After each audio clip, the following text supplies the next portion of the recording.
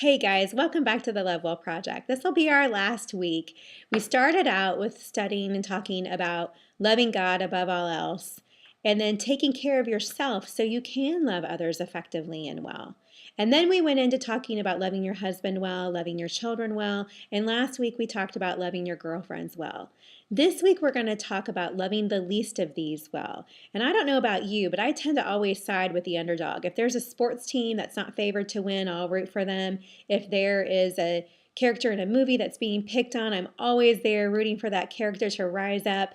And our pastor this morning shared a story about a little boy named Colin. And Colin will be 11 on March 9th. And he suffers from a disorder called Asperger's syndrome. And it is on the autism spectrum. And a lot of times people who have Asperger's syndrome just don't pick up on social cues. And relationships are hard for them. And therefore, Colin does not have a lot of friends. He often sits by himself at lunch and just feels very lonely a lot of the time. And his mom just recently asked him if he'd like to have a birthday party. And he said, "Mom, don't bother because nobody would come." And my mama heart just broke for this mother because we can point our children to Jesus and show them who they are in his eyes. But at the end of the day, we do want our children to be loved and accepted by their peers and to not feel left out. We can't really put them in a bubble and prevent them from ever feeling that, because I think we've all felt that before. But it's that first time when that really happens, and really probably any subsequent time as a mom. And so this mother decided to start a Facebook page called Happy Birthday Colin.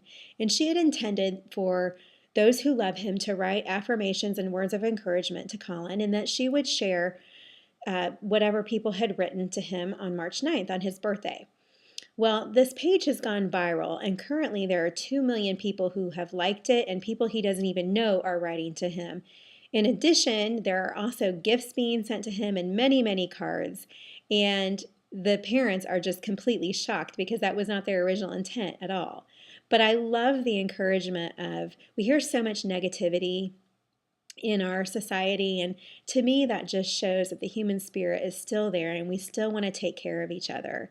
And just the other night I was talking with one of my kids, and I don't want to identify who, but they were sharing with me that they were just kind of struggling right now. They feel like they're different. They feel a little left out. They feel like they don't fit in completely. And I just reassured them that we all feel that way at some point. I know I have. There have been moments when I have felt like I completely don't fit in places. There have been times when I felt like I'm very different from other people, and where do I fit? And is there something wrong with me? And I think that we've all, just as human beings, have felt that way before. And I don't know about you, but when I read the scriptures about Jesus and how he would reach out to those who were the least of these, it just fills my heart, because he got so angry most often with the Pharisees, who were the people on the surface that looked like they were perfect and had it together and they had all this religious knowledge. Those are the people that he consistently became angry with during his ministry. But the people that he reached out to the most were what we would consider the least of these. He healed lepers. He touched them at a time when nobody else wanted to ever touch a leper. They were scared to death they were going to get leprosy themselves. But Jesus would reach out and touch them and heal them. He embraced prostitutes and did not judge them for their choice. He loved people who had committed adultery. It doesn't mean he condoned their sin, but he showed them love. And I think that we can all learn from Jesus' example. And I have a couple notes just to make sure that I'm talking and remembering all my points, because I'm 40 and I'm getting old and I don't remember things. But I ran across a verse, Romans 14, verses 1 through 4. And the New International Reader's Version is a version that's relatively new to me, but I really like what they say. And it says, "Accept those whose faith is weak. Don't judge them where you have differences of opinion." And that really spoke volumes to me, that line alone. It's not in the NIV or the NLT version. That's why I really was interested to read this particular version. It goes on to say, "The faith of some people allows them to eat anything, but others eat only vegetables because their faith is weak. People who eat everything must not look down on those who do not, and people who don't eat everything must not judge those who do. God has accepted them." So what they're saying is we all make different choices, and we need to not judge each other for those choices. So let's see what they say next. Who are you to judge someone else's servants? Whether they are faithful or not is their own master's concern. They will be faithful because the Lord has the power to make them faithful.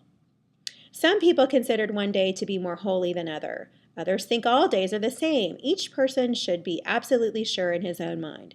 Those who think one day is special do it to honor the Lord.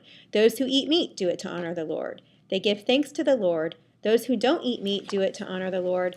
They also give thanks to the Lord. And so, again, going back to that judgment piece, and I think that it's so easy to judge others who make different choices than we do. I know that I'm guilty of it. I try not to be judgmental, but judgment works in really sneaky ways. And so while I say that I would love a homosexual right where they are, I might not have the same reaction to someone who is disciplining their child by a method that I wouldn't agree with. So I have judgment issues in sneaky ways where I think, no, I'm not judgmental, but I still catch myself judging other people in ways like that. So today's underdogs, let's think about that for a little bit. They're similar to the biblical times underdogs in that homosexuals are an underdog. Those who are divorced can be an underdog. My husband and I are both divorced. This is our second marriage, and sometimes we face moments when we're underdogs or just kind of judged, I can tell. Those who commit adultery, the poor, those are the underdogs of our society. So he embraced all of those underdogs back then, and we're going to talk this week about some devotionals or we're going to talk this week about some scriptures. Hello, boys. And just looking at what Jesus would have us do with the least of these. Say hi, Samuel. Hi. You say hi, Spencer. My boys say hi. So thanks for watching, and I hope you'll join me tomorrow as we talk about loving the least of these. Bye.